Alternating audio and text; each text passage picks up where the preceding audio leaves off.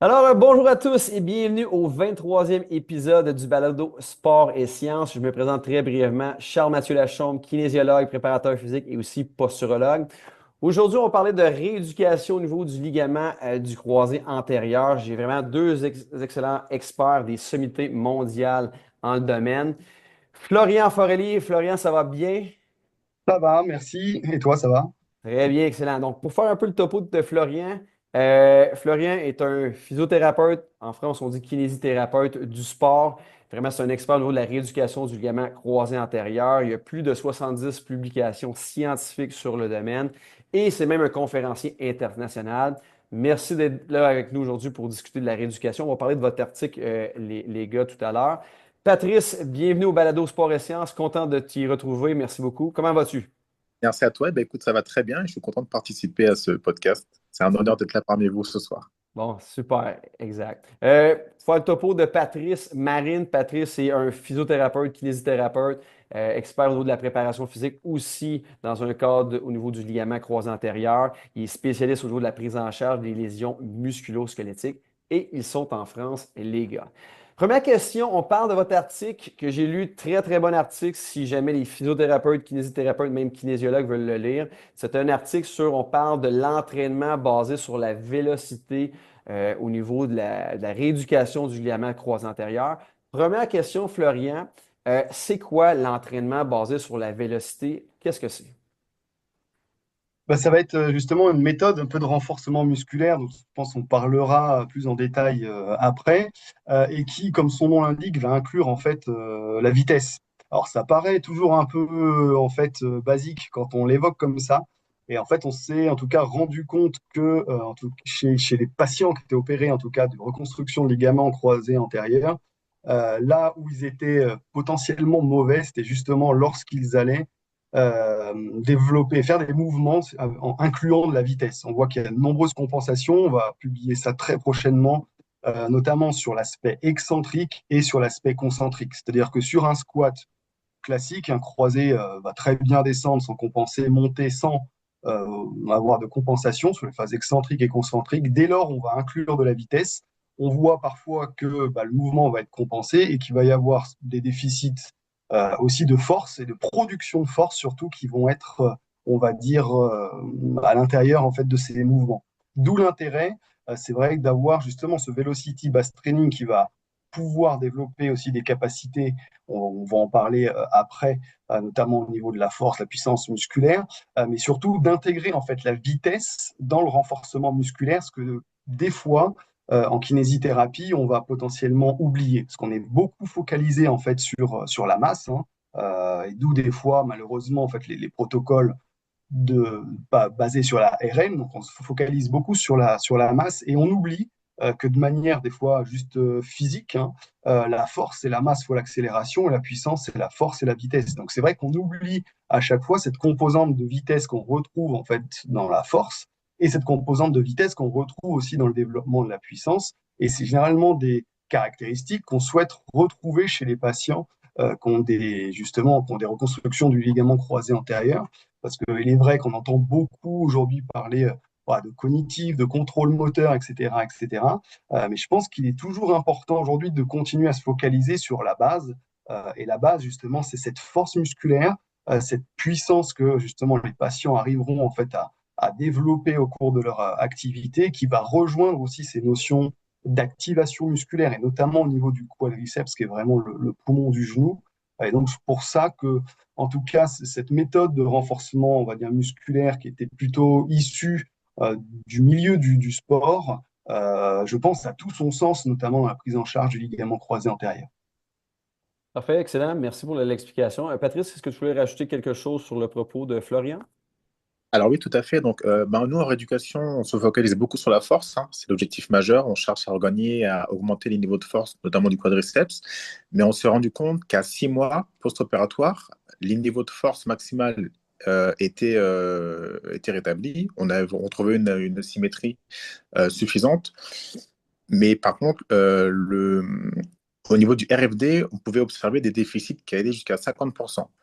Donc le RFD, il caractérise, donc c'est le taux de montée, enfin taux de développement de la force. donc qui caractérise la capacité à produire de la force rapidement. Et donc, c'est ce caractère explosif-là qui est très déficitaire et qui peut porter préjudice aux sportifs, notamment au moment de leur prise terrain. D'où l'intérêt d'intégrer un entraînement basé sur la vitesse, car on va vraiment viser ce caractère explosif du mouvement qui est crucial sur les gestes sportifs. Parce que, par exemple, sur un athlète qui va sprinter, un footballeur qui accélère, on sait que le temps de contact au sol est inférieur à 200 millisecondes et ce délai-là est insuffisant pour produire la force maximale. Donc, au final, ce qui est intéressant, c'est d'être capable de produire suffisamment de force, mais rapidement, pour être vraiment efficace sur ce délai de 200 millisecondes. Donc, plus important, il est préférable de produire la force rapidement plutôt que de produire des hauts niveaux de force.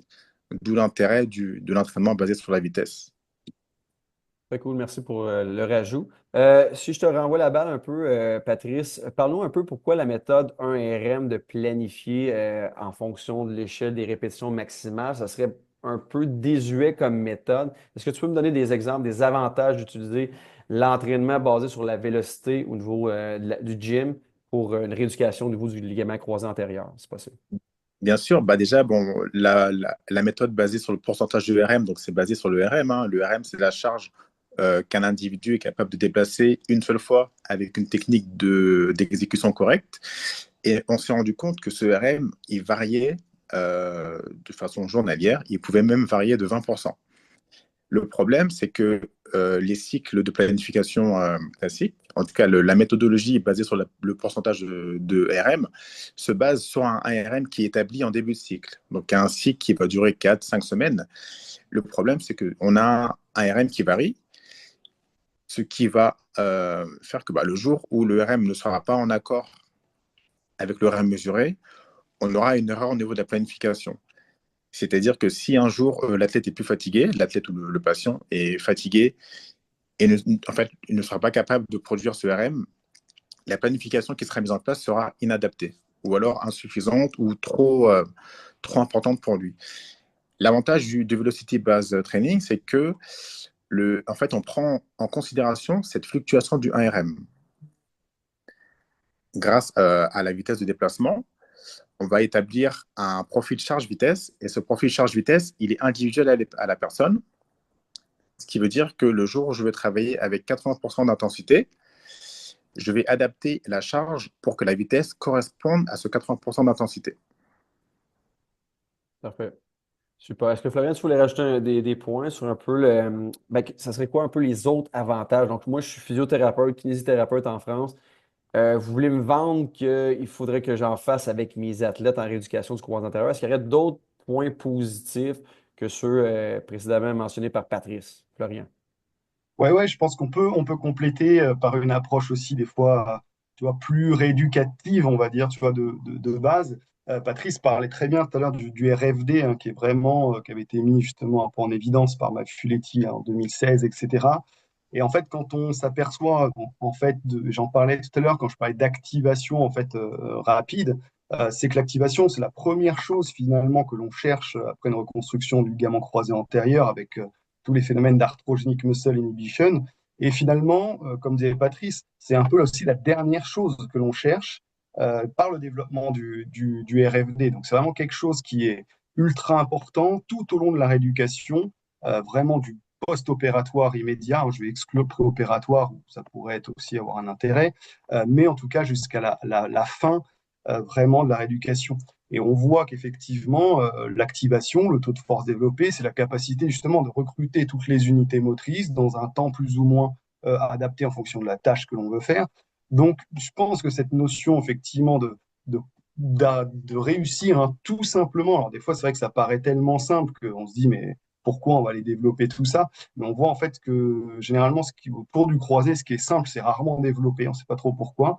Mais l'idée de pouvoir recruter un maximum d'unités motrices dans un temps minimal pour pouvoir justement développer de la force, et comme disait justement Patrice, sur justement des sportifs qui, quel que soit le niveau, hein, mais qui vont accélérer, décélérer, changer de direction. Et justement, quand il y a ce contact au sol, et ça, Patrice aussi l'évoquait très bien tout à l'heure, c'est une notion qui va être très importante parce qu'on veut ramener des athlètes on va dire, on a ce retour, comme on dit, à la performance, mais n'oubliez pas que dans la performance, il y a et je retourne sur le terrain et surtout, je reviens pas en rééducation parce que je me fais la même blessure ou une autre blessure. On va dire, si on reste dans le principe de se faire cette même blessure, on voit chez les plus jeunes, hein, c'est quand même 30% de récidive.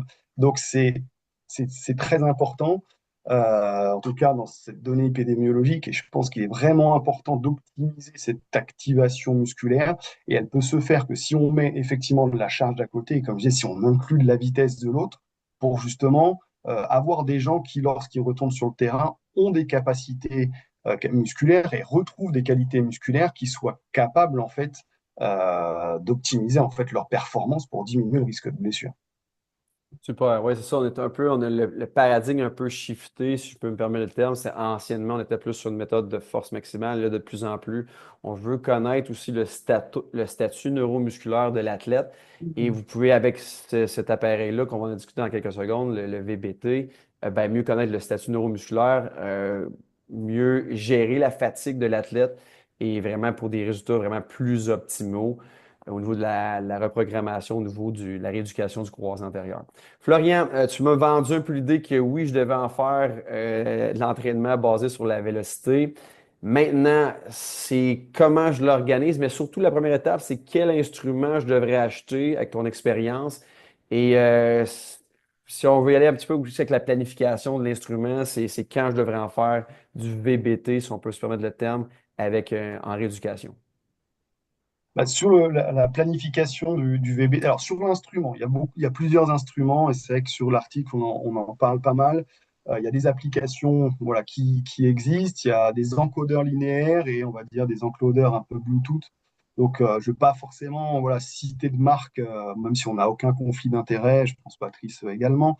C'est vrai que nous, on a pris l'habitude de travailler avec voilà, le Vitruve, il y a le Gymaware aussi qui est plutôt Bluetooth mais qui marche très bien. C'est vrai que sur les applications, je pense, Patrice pourra peut-être faire aussi le parallèle, mais c'est comme on disait tout à l'heure un peu en introduction, quand on va très vite en fonction de la qualité de la caméra, des fois ça, on a du mal à bien cibler les choses. Donc après, c'est voir aussi, il y a les différents appareils et puis il y a aussi les différents budgets qu'on peut avoir, puisque forcément, plus on va aller vers des choses un peu précises ou autres, plus l'appareil risque d'être cher. Et puis des fois, il y a aussi des abonnements derrière pour on va dire, un peu upgrader sa pratique, par exemple pour des profils force-vitesse, charge-vitesse, etc. Donc, je pense qu'il faut, en tout cas, si on est praticien et qu'on s'intéresse à ça, je pense qu'il faut aller étudier un petit peu voilà, toutes les solutions qui se font par rapport aussi au budget, parce qu'il faut être dans la réalité du terrain, et le budget, c'est quand même une partie importante dans nos pratiques aujourd'hui. Et puis après, des fois, ça aide, des fois, avec des solutions, on va dire, à moindre coût, de se faire déjà une idée et si vraiment on commence à se dire, ah, c'est vraiment quelque chose que j'aime, qui me passionne et que je vois des bénéfices, surtout sur mes patients, voilà, ne pas hésiter voilà, à aller amener, on va dire, sur des appareils beaucoup plus, on va dire, optimaux, tout en sachant, voilà, le Vitruve, en tout cas, c'est dans les 500 euros, donc doit être, il me semble, enfin, je ne sais plus en dollars canadiens, je ferai la conversion, Charles, mais je crois que c'est un et demi, c'est ça. Hein, Ouais, je pense que nous aussi, c'est à peu près 500 dollars canadiens à peu près. Là, je pense que c'est 300 US, fait que c'est Ouais. la conversion à peu près ça. Patrice, je te renvoie la question. Qu'est-ce que tu utilises un peu dans ta pratique au niveau de l'instrumentation? Alors moi, j'ai commencé à pratiquer le BBT en 2021. Et donc, comme Florian l'a dit, donc j'ai commencé par des outils très simples. Donc c'était mon téléphone, l'application, j'ai plus le nom de l'application en tête, où moi, je posais le téléphone sur un trépied, je devais marquer la position de la barre ou du patient, et l'application mesurait le déplacement.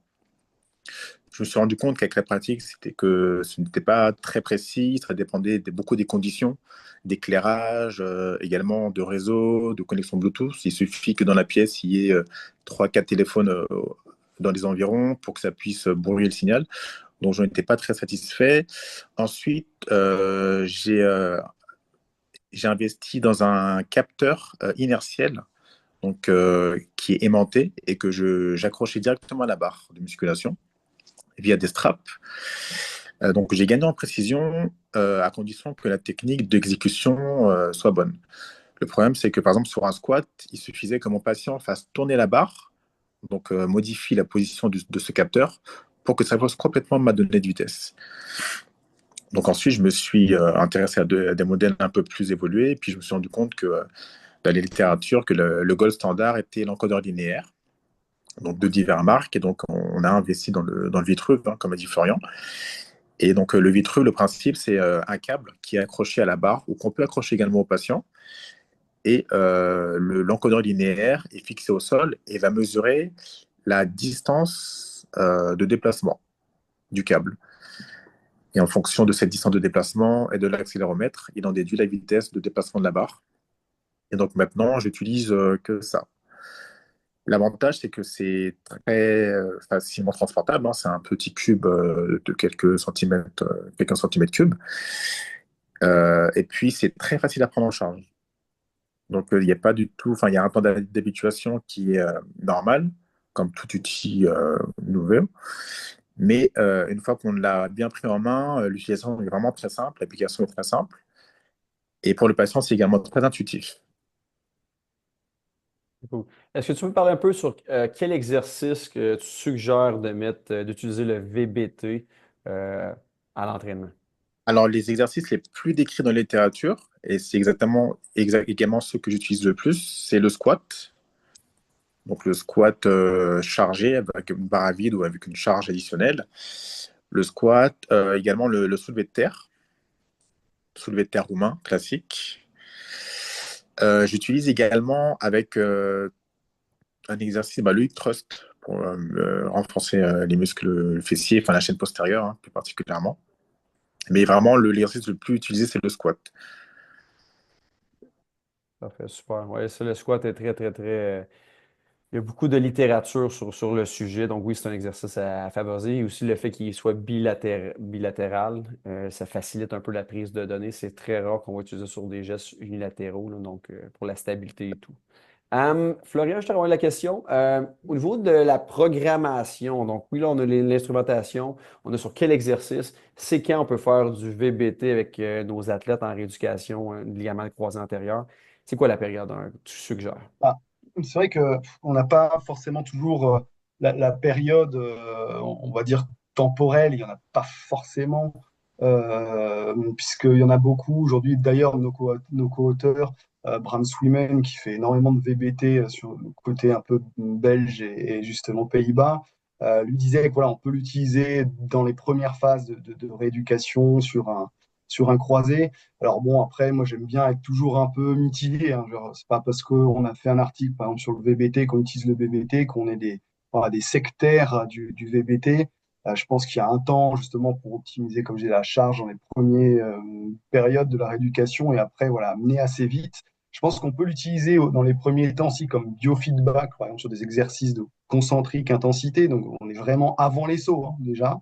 On peut vraiment donc si on a une période, voilà, on va dire généralement temporelle, on pourrait dire, voilà, peut-être chez les gens à partir de 6 semaines et 2 mois, si généralement les critères pour faire du concentrique intensité en bipodal, c'est une EVA en dessous de 2, la capacité de faire une fente sur la jambe opérée, de revenir en position initiale avec la jambe opérée et de faire un petit atterrissage sans compensation sur un step, un petit atterrissage de 15 cm. Donc à partir de là, on peut commencer le concentrique intensité. Et bien sûr, c'est la vitesse hein, que l'on va faire varier, puisque voilà, Patrice l'a bien expliqué, l'exécution du mouvement, elle est importante. Donc, c'est pas on arrive, on met de la charge et on va à fond, on bourrine. Voilà, peut-être que des fois, on va plutôt se dire, on va rester dans cette vitesse-là, et puis après, voilà, on va augmenter progressivement. Donc, je pense qu'au début, on peut aussi utiliser en biofeedback. Comme Patrice l'a bien montré, l'a bien dit, on peut utiliser le VBT justement en encodeur linéaire. Le patient peut le prendre dans sa main, peut faire des exercices de squat déjà rapides, voir la vitesse, voilà, laquelle elle est, mais ça nécessite toujours, et c'est ça qui est important aussi de comprendre, mais qui est une évaluation du thérapeute. Il ne suffit pas de le laisser avec l'encodeur, la tablette, et on y va à fond, parce que des fois, on voit quand même que la qualité du mouvement est altérée, et dans ce cas-là, on ne fait pas forcément ce qu'on voulait. Et après, vraiment, lorsqu'on va aller sur des périodes, voilà, on va dire peut-être de plus de réathlétisation, donc voilà, je pense que à partir de voilà, 3, 4 mois, là, je pense qu'on va pouvoir vraiment optimiser le VBT, plus dans son aspect, on va dire, de renforcement musculaire, justement pour à la fois préparer la course et préparer la course rapide. Parce qu'il ne faut pas oublier aussi que nous, on a des athlètes, on parle toujours de cette course, mais qu'on a des athlètes comme on disait, qui courent, il y en a qui courent vite, qui décélèrent, qui changent de direction. Il y a aussi des mouvements du tronc avec. Donc, c'est pour ça que cette qualité vraiment musculaire au niveau du membre inférieur, elle doit être optimale. Donc, je pense qu'on peut utiliser un peu en biofeedback, on va dire, allez, entre 6 semaines, on va dire 6 semaines, 2 mois et demi, 3 mois, et après, au moment du retour à la course, où là, les patients retrouvent une certaine notion de force, qu'il y a moins de risque aussi de compensation potentiellement au niveau des squats, hein. On en parlait, comme c'est du bilatéral, parfois on peut compenser avec le membre sain. Là, on va pouvoir vraiment l'utiliser dans le but d'aller optimiser le RFD. Très bien, ouais, j'aime ça parce que ça, le VBT, je suis d'accord avec vous, les gars. C'est pas, je vais pas mettre ça tout partout. C'est comme un peu Oui. une recette à gâteau. Donc oui, quand j'en ai trop, c'est un peu, ça goûte trop. Donc j'ai pas, je sais pas si mon exemple est bon du gâteau, mais c'est ça. Fait que des fois aussi, nos exercices vont être plus excentriques, unilatéral, des fois isométriques. Donc il faut être bon un peu partout, je pense, pour prévenir le plus possible l'athlète. Puis j'ai adoré aussi, ben, je pense qu'il faut faire aussi l'erreur, puis ton point, Florian, c'est super bon, d'amener quand même du contenu tôt avec une intention de vitesse, parce que souvent, l'erreur qu'on fait, on travaille en silo. On travaille notre endurance, on travaille notre force, on a travaillé notre puissance. Puis là, c'est comme un 4 5 semaines de puissance.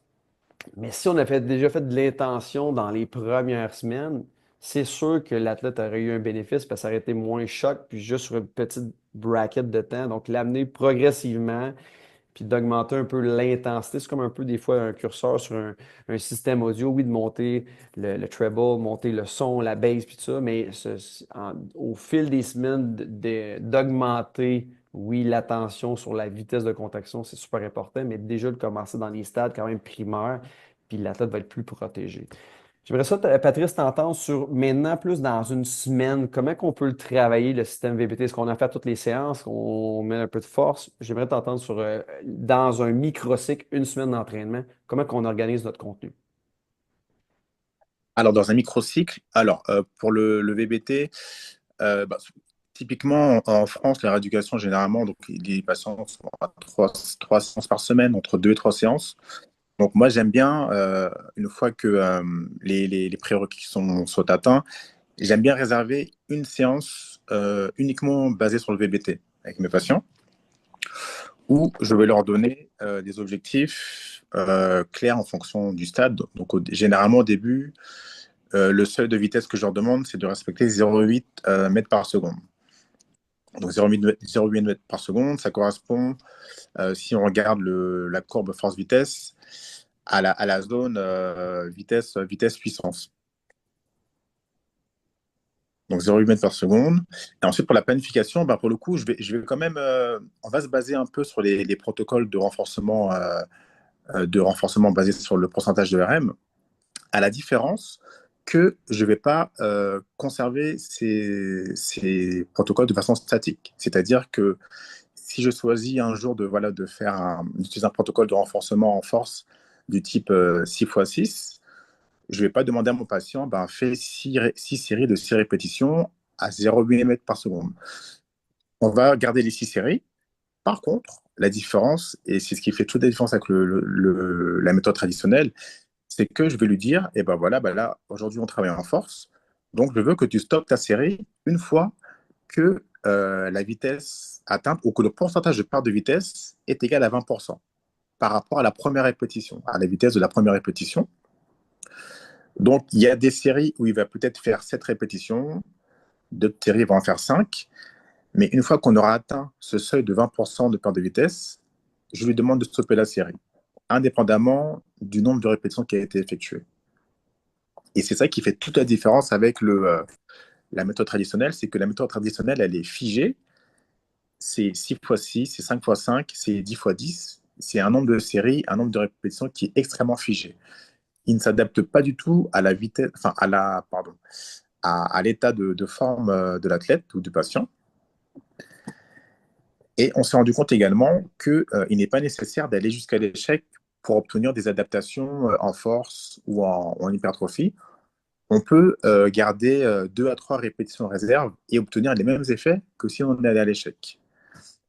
L'avantage de cette méthode, c'est que, plutôt l'inconvénient du travail à l'échec, c'est que le travail à l'échec entraîne une fatigue qui est excessive. Donc, si on se stoppe 2 ou 3 reps avant, eh ben, on limite la fatigue excessive et pour le coup qui est inutile, surtout si j'obtiens les mêmes adaptations. Super. Parle-moi un petit peu plus, peut-être en 2-3 minutes, un peu plus au niveau du velocity loss. Tu as parlé un petit peu 15-20%. C'est quoi un petit Oui, peu pour chacune des qualités physiques de perte de vitesse par rapport essentiellement à la première répétition qui est la plus explosive? Ça sera en 2-3 minutes, ouais. c'est pas assez, Patrice. Sur une série, donc je vais faire ma série. Avec plus je vais être fatigué, plus ma vitesse va diminuer. Bon, pour une charge identique, hein. Mais voilà, donc si je commence à faire mes squats avec 100 kilos, donc pour la première répétition, je peux peut-être être à 0,8, et puis avec la répétition, je vais arriver à 0,5, 0,4, puis 0,3, jusqu'à l'échec. Donc le pourcentage de perte de vitesse, c'est mesurer ce pourcentage de perte par rapport à la vitesse obtenue lors de la première répétition, à condition que l'intention de vitesse ait été maximale dès la première répétition.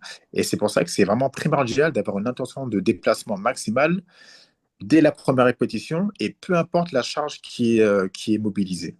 Et ça, c'est-à-dire que même, voilà, même si je dois soulever 120 kg, que je suis proche de mon RM, il faut que je conserve cette intention de vitesse maximale.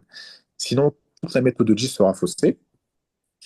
Et donc, si je stoppe ma série à 10% de perte de vitesse, je vais favoriser le développement des qualités de force parce que je vais garder de la fraîcheur. Si je suis à 20% de perte de vitesse, donc je vais être entre la force et la puissance. Et au-delà de 30%, bah, je vais viser un développement hypertrophique. Donc, si je veux faire du volume musculaire, notamment bah, lors de la phase hypertrophie de gain de masse, bah, je vais plutôt viser les 30 à 40% de perte de vitesse sur ma série. Et si je veux bah, développer la force, je vais plutôt être entre 10 et 20%.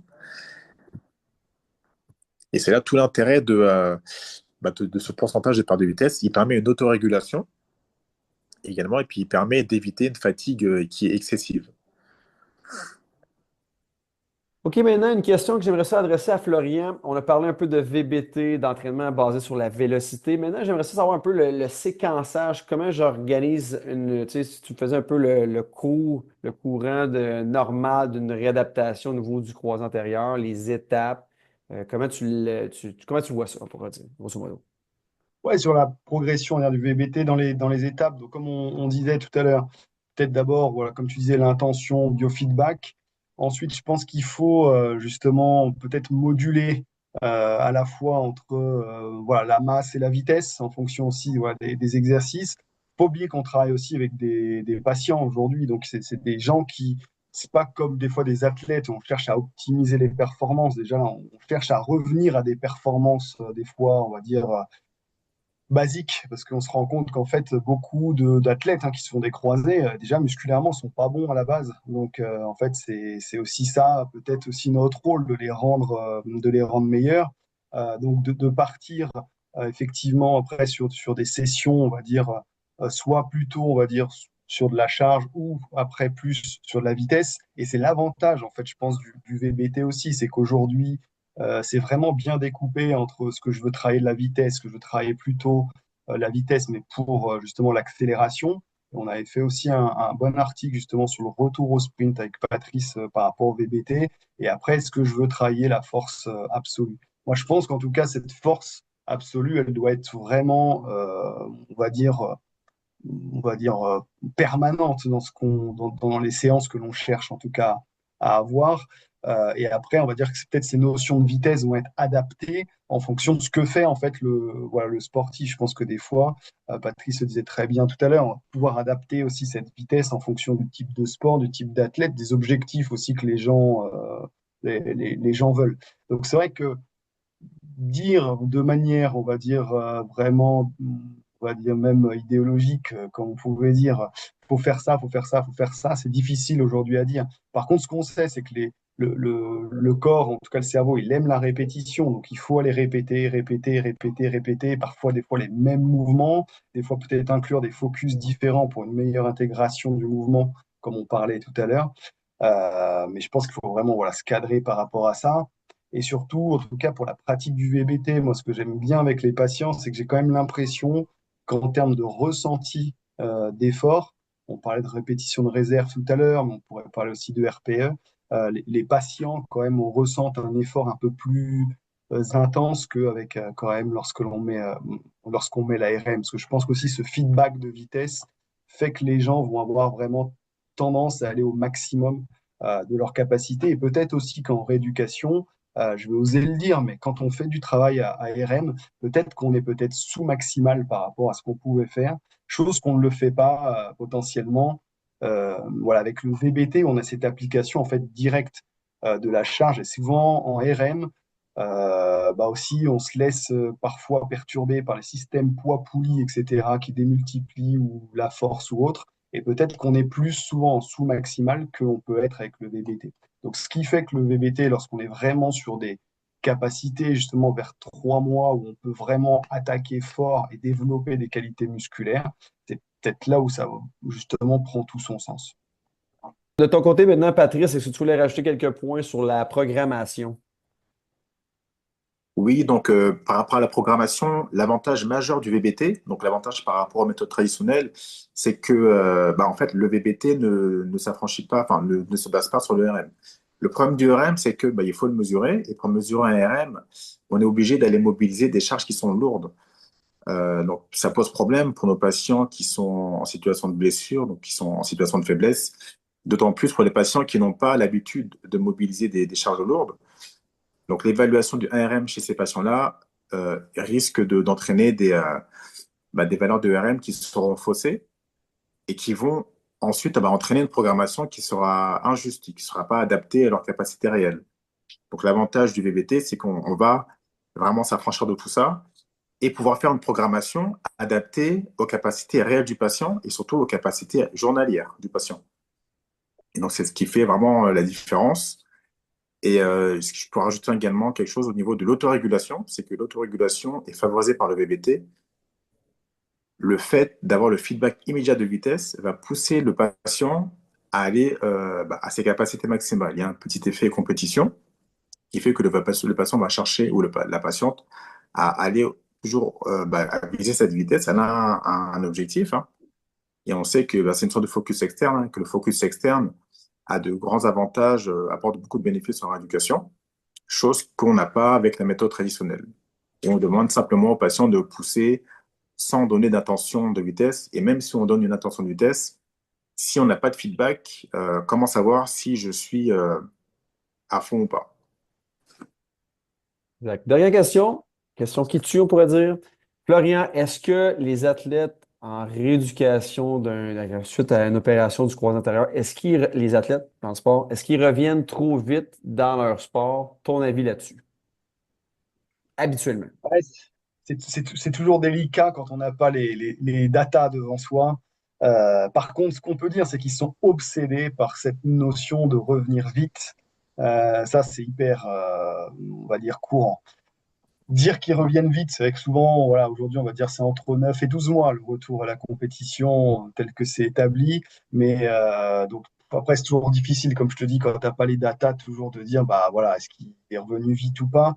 Ce qui va vraiment te dire s'il est revenu vite et bien, c'est est-ce qu'il va retrouver son niveau d'avant et est-ce qu'il va pas récidiver. En fait, quand tu regardes dans beaucoup de sports, malheureusement, on voit que c'est pas une blessure si anodine que ça, hein. Voilà. Et je pense qu'il y a beaucoup de choses qu'on n'a pas encore découvert qui font que aussi les sportifs ne reviennent pas voilà, au top. Par contre, ce qu'il faut, c'est que nos sportifs amateurs ne s'identifient pas voilà, à ce genre de sportifs aussi professionnels. Il n'y a pas les mêmes contraintes, et ne serait-ce qu'économiques. Et bien aussi faire passer le mot que on ne peut pas gagner de temps. Voilà, le temps, on ne peut pas le gagner, même si des gens, des fois, progressent vite, etc.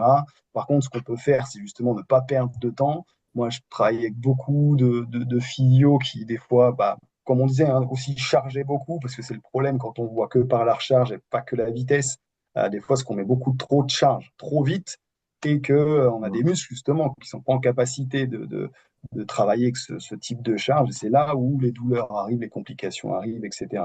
Donc, je pense qu'il voilà, faut pas être obsédé par justement la vitesse, mais de retour au sport, ni par justement le fait d'être toujours dans la charge, dans la charge. C'est pour ça que le Velocity Base Training, hein, la transition justement, je pense, est assez intéressant par cette dominante justement de vitesse qui fait aussi un peu oublier quelquefois la charge à outrance. Parce que comme disait Patrice, des fois, on charge trop, il n'y a pas forcément l'intention de vitesse, et en gros, on est plus à sauf qui peut, je fais ce que je peux avec la charge plutôt que bah, j'optimise mes qualités musculaires et mes capacités musculaires en fonction de la charge que j'ai. Donc, on n'ira jamais assez vite, on n'ira jamais en tout cas trop vite sur un genou. Par contre, on peut essayer de ne pas prendre du retard. Et je pense que justement, en optimisant le renforcement musculaire, en tout cas, ce sont des bonnes pistes pour revenir dans des capacités, on va dire, de performance optimale et sécuritaire. Merci. Patrice, ton avis sur la citation que j'ai dit tout à l'heure, les athlètes reviennent habituellement un petit peu trop vite dans leur sport. Alors oui, malheureusement, il y a des retours qui sont un peu hâtifs. Les patients ont envie de rejouer, ils prennent, comme a dit Florian, ils prennent beaucoup d'exemples sur des sportifs professionnels qui vont revenir pour certains en 6 mois, en 7 mois. Donc ils se disent, voilà, pourquoi pas moi? Donc ils vont un peu accélérer ce retour. On a beaucoup de patients qui disparaissent également de la rééducation, qui se sentent bien, qui se sentent en capacité de reprendre, alors qu'ils n'ont pas validé les critères, ou alors qu'on leur a même voilà, il n'y a pas de recommandation en faveur d'une reprise du sport. Donc, ces patients vont prendre la décision de reprendre le sport rapidement parce qu'ils se sentent bien. Et ce qui va amener malheureusement à des risques de récidive majeure. Parfait, Et super. comme je lui, voilà, Ouais. et puis comme j'ai dit tout à l'heure, le problème qui se pose également, c'est que souvent, on récupère des niveaux de force corrects. C'est assez bien fait. Même à 6 mois, on arrive très facilement à trouver une symétrie. Mais c'est vraiment ce côté explosivité. Donc, être capable de produire de la force rapidement. Et comme j'ai dit tout à l'heure, c'est vraiment ce qui est important lorsque je fais un changement de direction, lorsque je vais accélérer, lorsque je vais sauter. C'est vraiment être capable, dans une fenêtre de temps réduite, de produire le maximum de force. Donc, même si je suis en capacité neuromusculaire de produire de la force ou une grande capacité de force, si je ne suis pas capable de mobiliser suffisamment de force sur le délai imparti, je vais être à risque de blessure. Certainement. Florian, pour le mot de la fin, c'est quoi un petit peu tes projets futurs pour les croisés antérieurs? C'est quoi? Y aurait-tu d'autres éléments que tu voudrais apporter à la discussion? Je te laisse la Maintenant, parole. justement, sur les projets futurs, on a justement un projet qui vient de naître là, il y a quelques jours, tu vois, sur le VBT, où on aimerait bien aller regarder justement l'activation musculaire du quadriceps comparé justement à un entraînement en RM. Donc là, je te dis, ça date de moins d'une semaine. J'ai même parlé à Patrice justement sur ce projet-là parce que justement ce côté des fois un peu bilatéral, etc. Et comme je disais, sur nous, ce qu'on avait vu avant sur du concentrique rapide et excentrique rapide, les patients ont tendance à compenser. Mais j'aimerais bien voir justement au niveau de l'activation musculaire du quadriceps, surtout entre l'ARM et le VBT, qu'est-ce qu'on obtient. Parce que je disais, hein, ça, c'est ça qu'il faut aller chercher. Et justement, ça revient un peu ce que disait Patrice précédemment. On a un autre projet, donc là, on est en cours de rédaction pour faire un petit teasing là-dessus. Mais ce qu'on voit, c'est que effectivement, en tout cas, les gens à 6 mois, parce qu'il ne faut pas oublier qu'en fait, les gens aussi se déconditionnent. Le fait de plus faire leur activité sportive. Donc, on voit que la symétrie en termes d'activation, donc vraiment, c'est quand j'ai activation, ne pas confondre voilà, potentiellement avec la force, mais entre la capacité de recruter effectivement son quadriceps, on voit qu'à 6 mois, quand même, les gens ils récupèrent une symétrie par rapport au membre qui n'a pas été opéré. Par contre, si je les compare à des individus de même niveau, hein, c'est-à-dire on a pris des gens qui avaient le même niveau prélésionnel, le taux d'activité sur les deux membres reste nettement en dessous. Donc c'est peut-être ça aussi, hein, quand on disait, bah oui, les gens reprennent trop vite.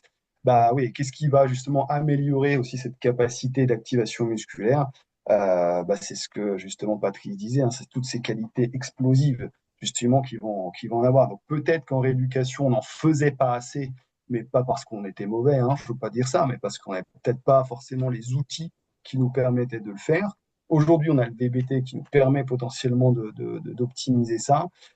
Et donc, je pense que ça peut aussi voilà, être une solution. Je pense que des fois, les gens ne reprennent pas trop vite, si on fait le parallèle avec la question précédemment, mais reprennent parfois dans de mauvaises conditions, soit parce que Comme disait Patrice, des fois ça arrive, ils abandonnent la rééducation, soit parce qu'ils pensent qu'ils sont capables, mais souvent, malheureusement, en tout cas, on voit qu'ils reprennent avec énormément de déficits. Donc c'est vrai moi j'ai beaucoup de projets, en tout cas sur justement tous ces déficits neuromusculaires propres au quadriceps. Parce que je pense qu'aujourd'hui, on part dans beaucoup de directions sur le croisé, mais on oublie en fait tous les facteurs de base. Donc voilà, on va essayer de voir un petit peu aussi, tu vois, si le blood flow restriction, si le biofeedback de façon précoce, ça peut améliorer justement euh, l'activation musculaire. Et du coup, après, bah, par la suite, avec des protocoles qui vont optimiser ça. Et puis voir ce que ça donne. Mais je pense que la clé est dans potentiellement ce qu'on ne voit pas, et pas que dans ce qu'on voit et ce qu'on mesure, quoi.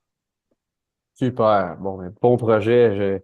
Je vais attendre ça avec beaucoup d'impatience. Patrice, quelques autres points que tu voudrais rajouter à notre conversation? Alors oui, donc là, on a beaucoup parlé du velocity-based training, du coup, gym based, donc en entraînement, mais il y a aussi toute la partie plus spécifique, par exemple au sprint, où on peut établir, enfin, on peut faire de l'entraînement basé sur la vitesse avec le sprint en fonction de la charge qu'on met en résistance. Donc ça, c'est un point d'intérêt qui a toute son importance et qui fera également l'objet d'études futures, parce qu'en fonction de la charge qui est appliquée, ben, la vitesse de sprint va diminuer. Et donc, en fait, on peut, selon les objectifs recherchés, développer la puissance horizontale, par exemple, parce qu'on parle beaucoup de puissance, mais après, il y a également bah, la force et la puissance spécifique à l'activité, et notamment au sprint. Donc, en fonction de l'objectif qu'on va chercher, si c'est plus de force, plus de puissance ou plus de capacité à produire des vitesses maximales, et ben, grâce à ce profil charge-vitesse, on va pouvoir choisir la charge qui sera adaptée aux objectifs recherchés et de façon individuelle, plutôt que de voilà d'utiliser des charges génériques où on va appliquer de façon un peu arbitraire 30 kilos de résistance. Voilà, donc ces 30 kilos peuvent être adaptés pour un patient, peuvent être sous-maximal pour un autre ou alors trop important pour un autre. Super. En tout cas, c'est sûr qu'on va vous suivre à la lettre au niveau des prochaines semaines. Je vous remercie de votre temps, messieurs. Ça a été très agréable. Je suis sûr que ça a été très formateur pour les Merci à kinésithérapeutes, toi. les physios, Merci les beaucoup. kinésiologues. C'était une bonne éducation au niveau du système VBT de l'entraînement basé sur la vélocité. Je vous souhaite une très belle fin de journée à nos auditeurs et à vous-même. Et on se revoit au prochain épisode. Bye bye, messieurs. Bye bye, bonne journée.